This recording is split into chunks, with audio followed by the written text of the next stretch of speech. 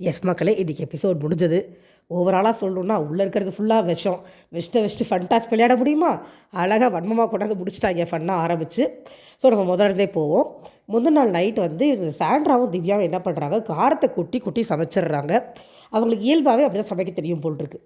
ஆனால் ஹவுஸ்மேட் சொன்னால் என்ன பண்ணுறாங்க, நீங்கள் நாங்கன்றதுனால தான் சொல்கிறீங்க அப்படின்னு ஒரு கம்ப்ளைண்ட் வைக்கிறாங்க.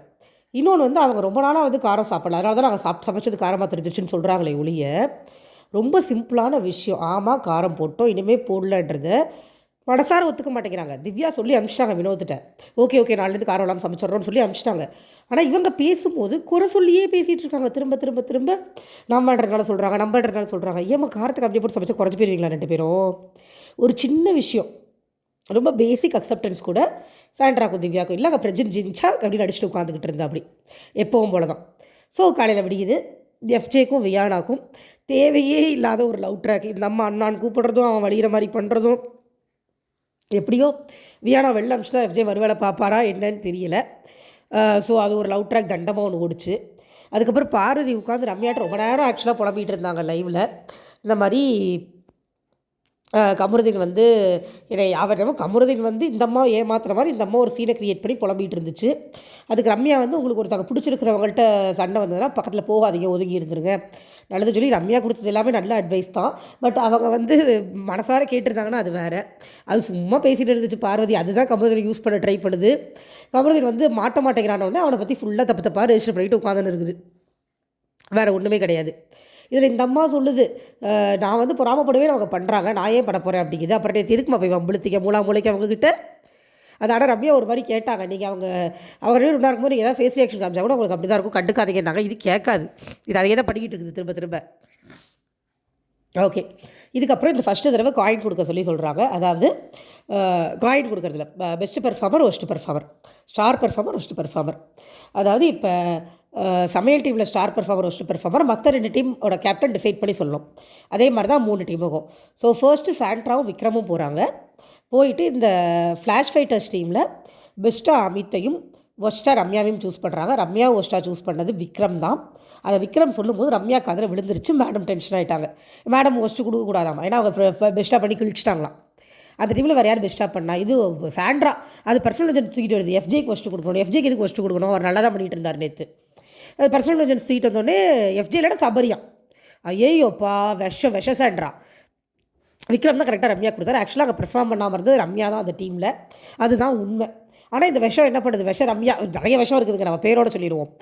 ரம்யா என்ன பண்ணுறாங்க, குடுன்னு எழுந்து வந்து சாண்ட்ரா கூட நின்றுக்கிட்டு மறுபடியும் நான் இந்த டீமுக்கு மாபுக்கு வந்து நான் டிசைட் பண்ணலான்னு சொல்லிட்டு மாபில் வந்து பெஸ்ட்டு வந்து பிரஜினா. இவங்க சாண்ட்ரா வந்து ஒஸ்ட்டுக்கு வந்து கமருதீன் இல்லைன்னா சுபிக்ஷான்னு சொல்கிறாங்க. இது ஒத்துக்க மாட்டேங்குது விஷரம்யா. என்ன ஆகுது, விக்ரமுக்கு தான் கொடுக்கணும், நான் வேலை பண்ணி அவர் பார்க்கலல்ல, அது மாதிரி அவர் வேலை பண்ணி நான் பார்க்கல. அப்படியே அந்த பாயிண்ட்டை திருப்பி டிப்பி ஒரு பாயிண்ட் கூட யோசிக்க தெரியல அந்த மக்குக்கு. பழிவாங்கறதுல இருக்கிற ஆர்வம் பாயிண்ட் யோசிக்கிறதுல இருக்கணும்ல. சொன்னோடனே சரி இஷ்டம் அப்படின்ட்டாங்க சாண்ட்ராக்கு அவங்க புருஷனுக்கு பெஸ்ட்டு கிடச்சா போதும். அவங்க வந்து பிரஜினா சுபிக்ஷாவான்றப்ப இல்லை பிரஜனுக்கு கொடுத்துற, பிரஜினா கெவியான்றப்ப பிரஜனுக்கு தான் கொடுப்பேன் அப்படின்னு அவங்க நின்ட்டாங்க. இதை பிக் பாஸ் என்ன பண்ணார், இவங்களோட சாய்ஸை கரெக்டாக இவங்க வாயால் சொல்ல வச்சார். பிரஜனை சாண்ட்ரா சொல்லணும், விக்ரம ரம்யா சொல்லணும். ஏன்னா அவங்க தானே சூஸ் பண்ணாங்க. 2 பேர் கலந்து ஆலோசிச்சுலாம் சூஸ் பண்ணல. பெஸ்ட்டு வந்து சாண்ட்ரா சாய்ஸு, ஒஸ்ட்டு ரம்யா சாய்ஸ்ன்னு தான் அங்கே போச்சு. டிஸ்கஸே பண்ணலை. சாண்ட்ராவை கேள்வி கேட்க மாட்டாங்க இல்லையா? யாருமே கேள்வி கேட்க மாட்டாங்க. சாண்ட்ரா ஒரு தடவை கன்ஃபார்ம் பண்ணிக்கிட்டாங்க விக்ரம் கண்டிப்பாக வேணுமான்னு. ஆமானோடனே ஆமான்ட்டாங்க. நிற்க வேண்டியதானே. நான் ரம்யா விக்ரம் கொடுக்கக்கூடாது, விக்ரம் நல்லா தான் பண்ணாருன்னு மேடம் அதெல்லாம் நிற்க மாட்டாங்க. ஏன்னா இவங்களை கேள்வி கேட்குறது ஆள் இல்லையே. இவங்களுக்கு தான் ஃபேமிலி ஃப்ரெண்ட் தான் ஹோஸ்ட்டு, அப்புறம் யார் கேள்வி கேட்க போகிறா? ஸோ இப்படி கொடுத்துட்டாங்க. அதுக்கப்புறமா இவங்க சமையல் ஸ்குவாடில் சொல்லும்போது ஃபஸ்ட்டு பெர்ஃபார்மர் சாண்ட்ராவை விக்ரம் சூஸ் பண்ணார். அது கரெக்டு தான். பெஸ்ட்டு கடின்னு சொல்லி இந்த அம்மா சூஸ் பண்ணாங்க. இப்போ ரம்யா அம்மா சூஸ் பண்ணவங்களே கொடுத்துட்டாங்க. இப்போ கேப்டன்ஸ் 3 பேர் ஒஸ்ட் பெர்ஃபார்மன்ஸில் வந்திருக்காங்களா அப்படின்னு பிக் பாஸ் நக்கலாக கேட்டு நல்லா இருக்கு அப்படின்ட்டு போயிட்டார். என்னை பொறுத்த வரைக்கும் ரம்யாவும் சாண்ட்ராவும் கரெக்ட் சாய்ஸ். ஆனால் விக்ரம் கரெக்ட் சாய்ஸ் இல்லை. விக்ரம் நிறைய பண்ணார்னு எல்லாருக்குமே தெரியும். இதில் 1 ஹவரில் வராதது நான் சொல்கிறேன். இந்த டிஸ்கஷன் முடிஞ்ச உடனே வெளியில் போய் உட்காந்து சபரி எஃப்ஜே எல்லாமே ரம்யாட்ட கேட்குறாங்க, விக்ரம் எதுக்கு ஃபஸ்ட் பர்ஃபார்மன்ஸ் போட்டீங்க அப்படின்னு ஒன்று. இந்த ரம்யா பொய்குள்ளி இதெல்லாம் எதுக்கு கட் பண்ணாங்கன்னு தெரியல. இப்போ பொய் சொல்லுது பாருங்கள். இந்த மாதிரி இவர் அவங்க சாண்ட்ராவாக சூஸ் பண்ணாங்க, என்கிட்ட வந்து விக்ரமா சுபிக்ஷாவான்னு கேட்டாங்க, நான் அதில் தான் விக்ரம் சூஸ் பண்ணேன். வாய் கூசாமல் பொய் சொல்லுது. கொஞ்சம் கூட வாய் கூசவே இல்லை இந்த பொம்பளைக்கு பொய் சொல்கிறதுக்கு. அப்பட்டமான பொய் சொல்லி நம்ப வச்சிருச்சு எல்லாரையும். இவங்களும் வந்து இது அப்பாவி மாதிரி சொன்னேன். ஓகே சாண்ட்ரா, ஆக்சுவலாக சாண்ட்ரா விஷயம் தான் இல்லையா, ஸோ சரி சாண்ட்ரா தான் சொல்லியிருக்கும் போல் இருக்குது, அதுக்கு தான் இந்த லூஸ் ஓகே சொல்லிடுச்சு. இவங்களே திட்டினாங்க, அவங்க சொல்லிட்டு நீ விட்டு கொடுத்துருக்கூடாது அப்படின்னு. டே சொன்னதே அவள் தான்டா மக்கு பயிலுகளா அப்படிங்கிற மாதிரி இருந்தது. இது ஒரு சைலண்ட் விஷம் போல் இருக்கு. இன்றைக்கி மொத்த விஷயத்தையும் கக்கி விட்டுருச்சு. போகிறக்கு முன்னாடி எல்லா விஷயத்தையும் கக்கிட்டு போகிறேன் அப்படின்னு மொத்த விஷயத்தையும் கக்கி விட்டுருச்சு இன்றைக்கி ரம்யா விஷம். இதுக்கப்புறமும் ரம்யா வந்து இது அழுது புலம்பி, அதாவது இவங்களை வந்து ஒஸ்ட்டுன்னு சொல்லிட்டாங்களா, அதுக்கு வந்து புலம்பிட்டு இருக்காங்களா, இவ்வளோ பண்ண தெரியுமா எப்படி பண்ண தெரியுமா, என்னை போய் ஒஸ்ட்டுன்னு சொல்லிட்டாங்க, நீ போய் நல்லா பண்ணவனே ஒஸ்ட்டுன்ட்டு வந்த, நல்லா பண்ணாத உன்னையே சொன்னதில் என்ன தப்பு. அவ்வளோதாங்க. இந்த உலகத்தில் நிறைய பேர் இப்படி தான் இருக்காங்க. அவங்க மேலே இருக்கிற தப்பை பார்க்கவே மாட்டாங்க, அடுத்தவங்க மேலே தப்பை சொல்கிறதுக்கு யோசிக்கவே மாட்டாங்க. இது உலக நியதி. எல்லாரும் முக்கால்வாசி மக்கள் இப்படி தான். நம்ம நேர்மையாக யோசிக்கணும் அப்படின்னா அதுக்கு ஒரு அபரிவிதமான மெச்சூரிட்டி வேணும். அது பொதுவாக யாருக்குமே இருக்காது, அந்த வீட்டில் யாருக்குமே இல்லை. ரொம்ப ஹையஸ்ட் லெவல் போகணும் அதுக்கெலாம். இல்லை குறைஞ்சபட்சம் தப்பு பண்ணாமல் இருக்கிற அறிவாக இருக்கணும், அதுவும் நம்மளுக்கு இருக்காது இல்லையா. நம்ம தப்பும் பண்ணிடுவோம், நம்ம பக்கம் இருக்கிற தப்பு ஒத்துக்க மாட்டோம், அடுத்தவங்க மேலே தப்பை மட்டும் எடுத்துகிட்டு சொல்லிட்டே இருப்போம். அந்த பார்வதி சூப்பராக பண்ணாங்க இன்றைக்கி ஒரு இடத்துல, நான் சொல்கிறேன். இதுக்கப்புறமா உட்காந்து ஒரு இடத்துல அழுக ஆரம்பிச்சிருச்சு. அரோரா வந்து என்ன சொல்லிட்டாங்க சும்மா இல்லாமல், இதில் வேறு அரோரா என்ன சொன்னாங்கன்னா, இந்த மாதிரி ஒரு வேளை நம்ம டீமுக்கு கரெக்டாக இருந்திருக்கலாம் ஃபஸ்ட் பர்ஃபார்மன்ஸ் சொல்லி ரம்யா கோவம் வந்துருச்சு. ஓ அப்போ நான் பர்ஃபார்ம் பண்ணலன்னு சொல்கிறியா அப்படின்னு டென்ஷன் ஆகி போய் அதுக்கப்புறம் தான் ரம்யா ரொம்ப டென்ஷன் ஆனாங்க. ஆனால் இன்றைக்கி 1 hour ஷோ முடியும் போதே விக்ரம் மேல் கோவத்தில் எழுத ரம்யான்னு சொல்லி பிக் பாஸ் டீமில் இருந்தே சொல்கிறாங்க. ரம்யா அழுதது அரோரா மேலே கோவத்தில். ஆக்சுவலாக அவங்க பர்டிகுலராக யாரையும் சொல்லவே இல்லை. அப்படியே சொல்லியிருந்தா கூட அரோரா சொல்கிறதுக்கு அப்புறம் தான் அவங்களுக்கு ரொம்ப காண்டாச்சு. என்ன ப்ரொஜெக்ட் பண்ண ட்ரை பண்ணுறீங்க, இப்போ இவங்களோட டிசைன்டு வின்னருக்கு விக்ரம் ஆப்போசிட்டாக வராருன்னு இவங்களுக்கு தெரிஞ்சு போச்சு. இப்போ அதான் உடைக்கணும், சாண்ட்ராவை மேலே கொண்டு வரணும். அதுக்காக இந்த பொய்யெல்லாம் சேனல் சொல்லிட்டு தெரியுது, அவ்வளோதான். அழுது ஒப்பாரி வச்சு அப்புறம் பிக் பாஸை கூப்பிட சொல்லி போய் பிக் பாஸை பார்த்து அங்கேயும் போய் அழுது பிக் பாஸ் ஒன்றில் சமாதானம் பண்ணி அமுச்சு விட்டார். இதுக்கிடையில் கிச்சன் டீம் ஒரு மொக்க பர்ஃபார்மன்ஸ் ஒன்று பண்ணிச்சு. எனக்கு அந்த டீமே பிடிக்கலைங்க. அது ஒரு பர்ஃபார்மன்ஸ் ஒன்று படிச்சுக்க, நான் லிஸ்ட்டை சொல்கிறேன் அப்படின்னு. அதுக்கப்புறம் இவங்க எல்லாருமே ஒரு பர்ஃபார்மன்ஸ் பண்ணாங்க. ஆக்சுவலாக இன்றைக்கி மாப் மாயாவிஸ் நிறையா பண்ணாங்க, எதுவுமே நம்மளுக்கு வரல எபிசோடில். அதே மாதிரி ஃப்ளாஷ் ஃபைட்டர்ஸும் நிறையா பண்ணாங்க. கிச்சன் டீம் எப்பவும் போல் சமையல் மட்டும் தான் படிச்சு, என்டர்டெயின்மெண்ட்டுக்கு தலை வச்சே படுக்கலை. அதையும் அவங்க ஏன் அப்படி பண்ணிட்டே இருக்காங்கன்னு தெரில. 5 பேர் இருக்காங்க, இப்படி சமைக்கிறதுக்கு அவ்வளோ கஷ்டப்படுறாங்க, ஏன்னு தெரில சீரியஸாக. அந்த வியானாவும் பார்வதியும் சமையலில் எந்த வேலையுமே பண்ணுற மாதிரி தெரில, வேடிக்கை தான் பார்க்குறாங்க. மீதி 3 பேர் தான் சமைக்கிறாங்க, அதனால தான் அவ்வளோ டஃப்பாக போகுது. அவங்க 2 பேருக்கு அக்கா தங்கச்சின்னு ஒரு கேரக்டர் எடுத்துக்கிட்டாங்க, பார்வதியும் வியானாவும். அதை வச்சுட்டு நாங்கள் மதுரை ஸ்லாங்கில் பேசுகிறோம், அக்கா தங்கச்சியாக ஊரில் இருந்தது கூட அப்பா மாதிரி ஒரு ட்ராமாவை போட்டு சுற்றிட்டு இருந்தாங்க. அது நல்லா இருந்தால் இல்லையா நான் கமெண்ட் அடிக்கவே விரும்பல, எனக்கு அவங்கள பார்த்தாலே கடுப்பு தான் ஆகுது. இவர் மியூசிக்கல் சேர்லாம் பண்ணார் விக்ரம், நல்லா இருந்தது. அவரோட டீம்லேயும் மியூசிக்கல் சேர் பண்ணாங்க. அந்த பச்சை குதிரை பார்த்திங்கல்ல, அது பண்ணாங்க. இதே வந்து ஃப்ளாஷ் ஃபைட்டர்ஸ்லேருந்து ஒரு இப்போ டிஷ்யூ வச்சு கபடி இது மாதிரி அரேஞ்ச் பண்ணி கூச்சு போங்கன்னு சொல்லிட்டு இருந்தாங்க. இதெல்லாமே நல்லா இருந்தது. இதுக்கு தண்டம் தான், சமைச்சு மட்டும் தான் போட்டதுங்க. அதை கூட ப்ளீஸிங்காக சிரிச்சுக்கிட்டே சந்தோஷமாக பண்ணலை. நடுவில் வந்து பிக் பாஸே டாஸ்க் அனுப்புகிறாரு, இந்த மாதிரி ஒரு ஸ்லேட் ஒன்று கொடுத்து யாருக்கு என்ன வேணுமோ அதில் எழுதுங்க, கிச்சன் டீம் அதை சமைச்சு கொடுக்கணும்னு தெளிவாக போட்டிருக்கு. வினோத் சொதப்பினாருங்க, போய் கண்டதை எழுதி வச்சார். அதுக்கப்புறம் இங்கே இருக்கிறவங்களே திட்டினாங்க. அவங்க பார்த்துக்கிறாங்க, ஒரு லிமிட்டுக்கு மேலே கிச்சன் டைமை கஷ்டப்படுத்துறதுக்கு இவங்களும் விரும்புறதில்லை. ஆனால் எழுதிட்டாங்க, திருப்பி போய் எழுதாது இவங்களே திட்டினோடனே அவர் மறுபடியும் போய் வெஜிடபிள் பிரியாணி எழுதிட்டு திருப்பி அதையே எழுதுறேன் அப்படின்னு எழுதிட்டு வந்தார். பார்த்துக்கிறாங்க. அப்படி இருக்கும்போது இவங்களுக்கு வந்து ஐயோ எங்களை கஷ்டப்படுத்துகிறாங்க, ஐயோ எங்களை கொடுமைப்படுத்துகிறாங்க அப்படின்ட்டு மறுபடியும் க்ளோஸ்டு போர்டு போட ஆரம்பிச்சிட்டாங்க. அதே ஸ்லேட் எடுத்து ஆன் ப்ராசஸ் இவங்க எழுதுறது, ஸ்லேட்டில் இவங்களை எழுதவே சொல்லலை. ஆன் ரூல்ஸ் பிரகாரம் இவங்க ஸ்லேட்டில் கை வைக்கவே சொல்லலை. ஆனால் இவங்க எடுத்து இப்போ சபரியை பார்த்து மூடிட்டு போன எழுதி காமிக்கிறது, ஆன் ரூல்ஸ்ன்னு எழுதுறது, ஆன் ப்ராக்ரஸ்ன்னு எழுதுறது, அப்புறம் க்ளோஸ்டுன்னு எழுதுறது. க்ளோஸ்டுன்னு எழுத போய் தான் எல்லோரும் கடுப்பே ஆனாங்க. என்ன வேணுமோ செஞ்சு கொடுக்கணும் அதில் போட்டிருக்கு. ஒரு லிமிட்டுக்கு மேலே போச்சுன்னா நீங்கள் அதை நீட்டாகவே சொல்லலாம், இல்லைங்க செய்ய முடியாது, நீங்கள் அதிகமாக போகிறீங்க அப்படின்னு சொல்லி சாதாரண ஒரு ரெக்வஸ்ட்டாக சொன்னாலே எதிரில் இருக்கிறவங்க புரிஞ்சுட்டு போயிடுவாங்க, எல்லாம் மனுஷங்க தானே. ஆனால் இவங்களுக்கு அந்த மைண்ட் செட்டே பார்வதி சாண்ட்ராக்கெலாம் கிடையாது. சண்டை தான் போடுவோம் அப்படின்னு அடம்பிடிச்சி போட்டுக்கிட்டு இருந்தாங்க. அப்புறம் மத்தியானம் லன்ச் டைம் வந்தது. இந்த லன்ச் டைமில் கெமி ஒரு தேவையே இல்லாத பிரச்சனை. அந்த வினோத் வந்து வெஜிடபிள் பிரியாணி ரைத்தா கத்திரிக்காய் கேட்டிருந்தார். வினோத்துக்கு பண்ணியிருந்த கத்திரிக்காய் மிச்சம். அதை வந்து அரோரா கேட்டோடனே திவ்யா என்ன பண்ணாங்க, 2 பீஸ் மட்டும் எடுத்து வச்சாங்க. சரி எல்லோரும் எல்லோரும் பரவாயில்ல காரமாக இருக்கும்னு திவ்யா கற்றுனாலும் பரவாயில்ல போடுங்க. ஏன்னா சைட் டிஷ் ஒன்றுமே இல்லை. அவங்க வச்சு வெறும் ஒயிட் ரைஸ் ஒரு கூட்டு தான் பண்ணியிருந்தாங்க. அவங்களோட லிஸ்ட்டில் காரக்குழம்பு இருந்தது. பட் பிரியாணி வந்ததுனால காரக்குழம்பு மிஸ் ஆகிடுச்சு. தப்புலாம் சொல்ல முடியாது. ஸோ அந்த மாதிரி கத்திரிக்காய் 2 வைக்கிறேன். காரம் வேணும் சமாளிக்கிறவங்க வாங்கிக்கங்கன்னு சொல்லி கொடுத்துட்ருந்தாங்க. கெமி வந்து கேட்டப்போ காரம் கெமி நீ சாப்பிட மாட்டேன். ஏன்னா முந்தின நாள் நைட்டே கெமி காரம்னு சொல்லிட்டாங்க. காரம் கெமி நீ சாப்பிட மாட்டோன்னே சரி இல்லை பரவாயில்ல வைங்கன்னொடனே கெமிக்கு வச்சுட்டாங்க. இப்போ கெமிக்கு எங்கே காண்டாச்சு அப்படின்னா, இதை வந்து வேறு யாரோ வந்து வெஜிடபிள் பிரியாணி கேட்கும்போது நீங்கள் எழுதி போடுங்க நான் அப்போ தான் தருவேன்னு கனி சொன்னாங்க. அதை பிடிச்சிக்கிட்டு கெமி அப்போ இந்த கத்திரிக்காய்க்கும் அதே மாதிரி சொல்ல வேண்டியதானே, எல்லாருக்கும் 2 வைக்கிறீங்க அப்புறம் ஏன் காரம் போட்டு சமைச்சிங்க அப்படின்னு தான் கேட்டாங்க. அதாவது கெமி கேட்க வர்ற கேள்வி என்னென்னா எல்லாருக்கும் கொடுக்குறது முடிவாயிடுச்சுன்னா எல்லோரும் சாப்பிட்ற மாதிரி காரத்தில் சமைச்சிருக்கலாம்ல அப்படின்னாங்க. பட் கிச்சன் டைம் என்ன சொல்கிறாங்கன்னா எல்லோரும் கொடுக்குறதுக்கு நாங்கள் பண்ணலை, நாங்கள் பண்ணது ஒரு ஆளுக்கு, அது மிஞ்சிருச்சு அப்படிங்கிறாங்க. இப்போ என்னன்னா மிஞ்சிறதுங்கிறது 1 காய் 2 காய் இல்லை 1 கப் மிஞ்சினா பரவாயில்ல. வீட்டில் இருக்கிற அத்தனை பேருக்கும் 2 கத்திரிக்காய் வைக்கிற அளவுக்கு மிஞ்சி இருக்குன்னா இப்போ அவ்வளோ தூரத்துக்கு ஏன் பண்ணுறீங்க ஒருத்தர் சாப்பிட்றதுக்குன்ற கேள்வி நம்மளுக்கே வருது. பட் அதே நேரம் பண்ணிட்டாங்க, அதை தூக்கி போட முடியாது. அது டாலரன்ஸ் இருக்கிறவங்க சாப்பிடுங்க, இல்லாதவங்க போயிருங்க. அவங்க சொல்கிறதும் கரெக்டான பாயிண்ட்டு தான். இங்கே கெமி தேவையில்லாமல் கெமிக்குமே வந்து அந்த என்ன சொல்கிறது கண்ட்ரோலே கிடையாது. கேட்ட உடனே திவ்யா சாண்ட்ரா எல்லாருமே மூஞ்சில் அடித்த மாதிரி பேசிட்டாங்க. அவங்களுக்கும் நிதானமாக கனி ட்ரை பண்ணாங்க, ரொம்ப ட்ரை பண்ணாங்க. பட் கெமி புரிஞ்சிக்கல. நம்மளுக்கு திவ்யா சாண்ட்ரா சொல்லும்போது சரி போய் இதுங்க அவ்வளோதான், இதுங்க சொல்லும்போது கோவம் தான் வரும்னு ஒன்று தோணும். பட் கனி அவ்வளோ பொறுமையாக சொல்ல ட்ரை பண்ணியும், அரோரா அவ்வளோ பொறுமையாக சொல்ல ட்ரை பண்ணியும் கெமி அரோராட்டையும் சண்டைக்கு போகிறாங்க. அவங்க யார் சொல்கிறது நான் சொல்கிறது கரெக்ட் அப்படின்னு எல்லாரும் மாதிரியும் தான், நான் சொல்கிறது கரெக்ட் அப்படின்னு ஒரு ஷேடில் நின்றுக்கிட்டு அப்புறம் எழுந்து வெளியில் வந்து உட்காந்து ஓடு அழுது எல்லாம் டென்ஷன் ஆகிட்டாங்க. வேறு வேலை இல்லை அவளுக்கு, சும்மா போய் உட்காந்து ஓடாது. ஏன்னா அது நியாயமே இல்லாத ஒரு விஷயம் இல்லையா. தேவைக்கு அழுகணும், தேவைக்கு புலம்பணும். இது வந்து மிஞ்சி போன விஷயம், அவ்வளோதான். வேணா எடுத்துக்கோங்க, வேண்டாட்டி வேண்டான்னு தெளிவாக சொன்னதுக்கப்புறமா அவங்க அதில் அவ்வளோ பெரிய சீன் ஒன்று க்ரியேட் பண்ணியிருக்க தேவையில்லை அப்படிங்கிறது தான் என்னோட கருத்துமே. பட் அழுதாங்க. அப்புறம் இவங்கெல்லாம் போய் ஒரு மாதிரி சமாதானப்படுத்தி அவங்க சீக்கிரமே சரியாயிட்டாங்க. ரொம்ப நேரம் அழுது சீன்லாம் ஓட்டல, சீக்கிரமாக சரியாயிட்டாங்க. பட் அந்த ஓட்டின வரைக்கும் சீனாக தான் இருந்துச்சு. சரியாகி வந்துட்டாங்க. அதுக்கப்புறமா இந்த பாடுற டாஸ்க் ஒன்று வச்சாங்க. அதாவது பாட்டு வரும், நிறைய ப்ராப்பர்ட்டிஸ் இருக்கும். அந்த பாட்டுக்கு சம்மந்தமான ப்ராப்பர்ட்டியை இப்போ இந்த டீமில் 3 டீமில் இருக்கிறவங்களும் ஓடி போய் எடுக்கணும். யார் முதல்ல எடுக்கிறாங்களோ அவங்களுக்கு ஒரு பாயிண்ட். இந்த டாஸ்கில் தான் அடுத்த சம்பவம் நடக்குது. அந்த கரகாட்டக்காரன் பாட்டு ஒன்று போடும்போது கனி ஓடி போகிறாங்க. ஃப்ரேம் வந்து நீட்டாக காமிச்சிருந்தாங்க. நான் பார்த்தேன் கனி ஓடி போகிறாங்க.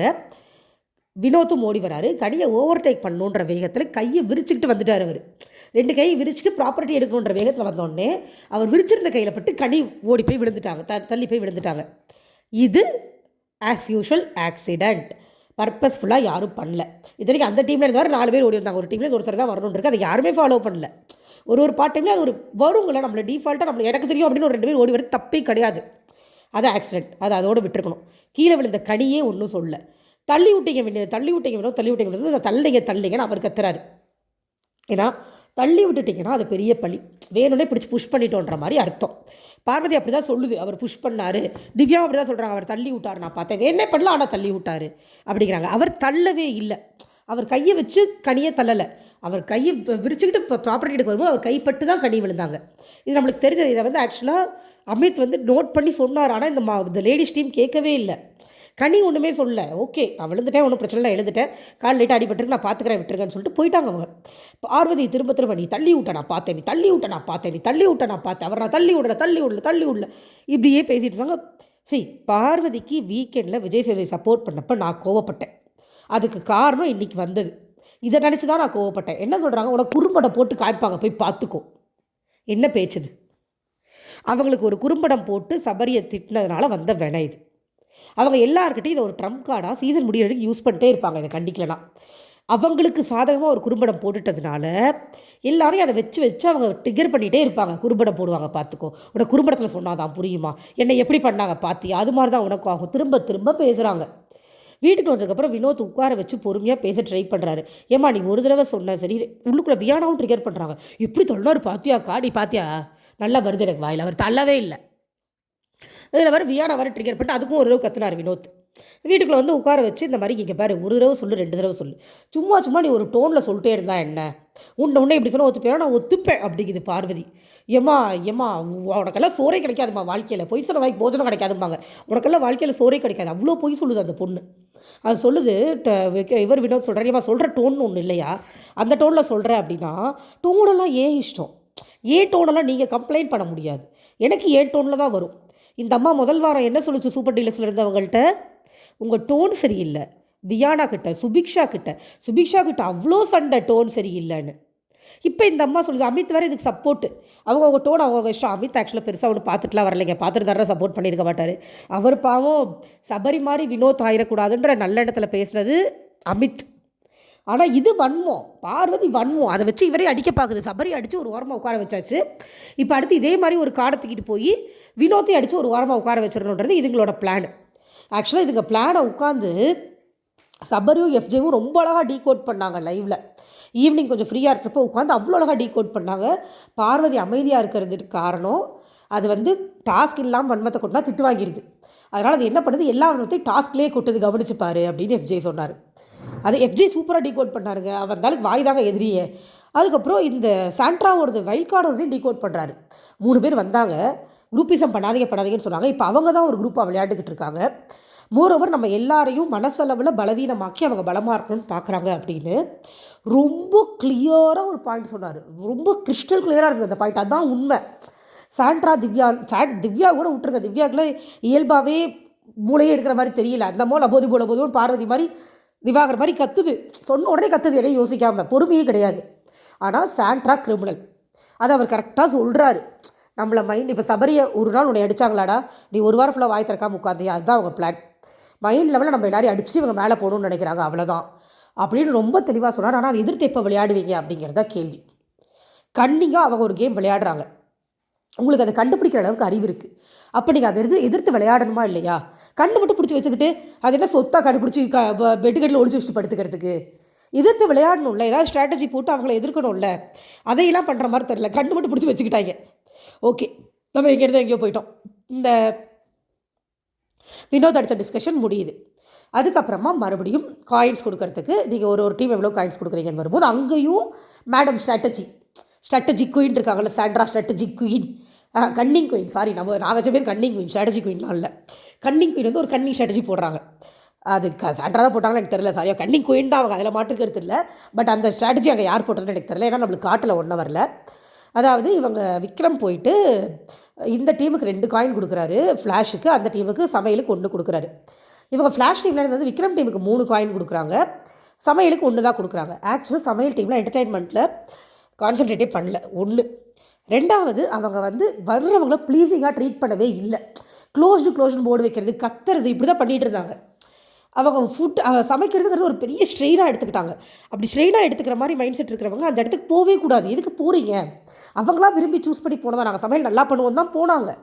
ஆனால் அவங்க சந்தோஷமாக பண்ணவே இல்லை. அதை எடுத்த உடனே காரம்னு சொன்னதில் அஃபண்ட் ஆகிட்டாங்க. நீ காரத்தை கொட்டினா காரம் தான் சொல்லுவாங்க மக்கு அப்படிங்கிற மாதிரி இருக்குது நம்மளுக்கு. ஸோ அதுதான் அங்கே நடந்தது. அங்கே மெயின் குக்கிங் சாண்ட்ரா திவ்யா தான் பண்ணுறாங்க. கனி பண்ணுறதில்ல. கனி பண்ணால் கனிக்கு தெரியும் இவங்களோட டேஸ்ட் லெவல் எல்லாமே. பட் அவங்க 2 பேர் பண்ணுறதுனால அது அப்படி தான் போய் முடியுது, நம்மளால் ஒன்றும் பண்ண முடியாது. ஓகே, ஸோ இவங்க என்ன பண்ணுறாங்க, சாண்ட்ரா எழுந்து வந்து ஃப்ளாஷ் ஃபைட்டர்ஸ்க்கு 1 காயினு, மாப் மாயாவிஸ்க்கு 4 காயினை தூக்கி கொடுத்துட்டாங்க. ஆக்சுவலாக அந்த சாங் டாஸ்கில் ஜெயிச்சது வந்து மாப் மாயாவிஸ் தான். ஆல்ரெடி அதில் 2 காயின்ஸ் அவங்களுக்கு கிடச்சிருக்கு. அது போக இவங்க 4 காயின்ஸ். அதாவது என்னென்னா, இவங்க இந்த டீம் வந்து என்ன டீகோட் பண்ணுறாங்க அப்படின்னா, அரோரா சொல்லிட்டு இருந்தாங்க, எங்கள் டீம் ஜெயிக்கக்கூடாதுங்கிறது தான் அவங்களுக்கு காயின் நிறைய கொடுத்துட்டாங்க அப்படின்ற மாதிரி சொல்லிட்டு இருந்தாங்க. ஆனால் அது உண்மை இல்லை. இவங்க நினச்சது என்னென்னா, அதாவது சாண்ட்ரான் டீமோட பிளான் என்னென்னா, இவங்களுக்கு அதிகமாக கொடுத்து அவங்களுக்கு கம்மியாக கொடுத்து அவங்க 2 பேர் அடிச்சுப்பாங்க, அடிச்சுக்கட்டும், நம்மளுக்கு எப்படி வரப்போகிறது இல்லை, அதனால் அவங்க 2 பேர் அடிச்சுட்டு சாகட்டும் அப்படின்னு ஒரு கன்னிங்கான பிளான் போட்டு, ஆக்சுவலாக நார்மலாக அங்கே யோசிச்சவங்களாம் எதுவுமே கொடுக்க வேணாம், விட்டுடலாம் அப்படின்னு தான் சொன்னாங்க. ஆனால் இந்த கன்னிங் மூலம் இருக்கிறவங்க இவங்க எனக்கு தெரியல, யாராவது லைவில் பார்த்துருந்தீங்கன்னா சொல்லுங்கள், நான் பார்க்கல, யார் இந்த ஐடியா கொடுத்ததுன்னு தெரியல. ஆனால் கன்னிங்காக யோசிச்சு அடிச்சுக்கட்டும், சாவட்டும் அப்படின்னு சொல்லி அவங்க 2 பேர் அடிச்சுட்டு சாவட்டும், இப்படி கொடுத்தா தான் அவங்க 2 பேருக்குள்ளே பிரச்சனை வரும். இது சொன்னாங்க 1 வரையில சொன்னாங்க, போய் உட்காரும்போது இப்படி கொடுத்தா தான் அவங்க 2 பேருக்குள்ளே சண்டை வரும் அப்படின்னு சொல்லிட்டு கன்னிங்காக ஒன்று யோசிச்சு ஒன்று கொடுத்துட்டு போகிறாங்க. ஃபன் டாஸ்க்குன்னு தலைகீழன்னு தண்ணி குடிச்சிட்டாரு பிக் பாஸ். எல்லா இடத்துலையும் வன்மம். சும்மா ஜாலியாக எடுத்துகிட்டு போய் தொலைய வேண்டியதானே. என்ன இப்போ ஒருத்தங்க நல்லா விளையாடுறாங்கன்னா அவங்களுக்கு கொடுத்துட்டு போங்க காயினை. என்ன குறைச்சி போயிட்ட போது, தோற்று தான் போயிடுங்களேன், என்ன ஆகிடும்? வன்மம், கால் வச்ச இடம்லாம் வன்மம், கை வச்ச இடம்லாம் வன்மம், எல்லா பக்கமும் வன்மம். பிக் பாஸுக்கும் வன்மம். எதுவுமே நேர்மையாகவே நடக்க மாட்டேங்குது மக்களே. நம்ம உன்னிப்பாக உட்காந்து கவனிச்சுக்கிட்டு இருக்கோம், அந்த டீமில் இருக்கிறவங்க எதையும் ஒழுங்காக கவனிக்க மாட்டேங்கிறாங்க. நம்மளை ஏமாற்ற ட்ரை பண்ணுறாங்களா எனக்கு தெரியல. எப்பயும் சொல்கிறதா, நம்மளை ஏமாற்றி அவங்க ஒன்றும் பண்ண போகிறதில்ல. ஓட்டி அவங்க கையில் இருக்குது. அவங்க விருப்பப்பட்டவங்களை வச்சுக்க போகிறாங்க, விருப்பப்பட்டவங்களை தூக்கி போட போகிறாங்க. இதுக்கு எதுக்கு தேவையில்லாமல் நம்ம மண்டையை போட்டு உருட்டுறாங்கன்னே தெரியல. தேவையில்லாத பொய்கள் சொல்லி நம்மளை டென்ஷன் பண்ணி நம்மளை பேச வைக்கிறாங்க. மேபி அது கூட அப்போ தானே ஷோக்கு டிஆர்பி வரும் அப்படிங்கிறதுனால கூட இருக்கலாம். Anything is fine. Okay ma'am மக்களே, நாளைக்கு நம்ம ரிவ்யூவில் பார்க்கலாம். ஒருத்தர் போனார் இல்லையா ரீசெண்டாக, அதுக்கப்புறம் ஷோ ரொம்ப டீசெண்டாக நல்லாவே போகுதுன்னு எனக்கு தோணுது. Thank you so much. Bye bye.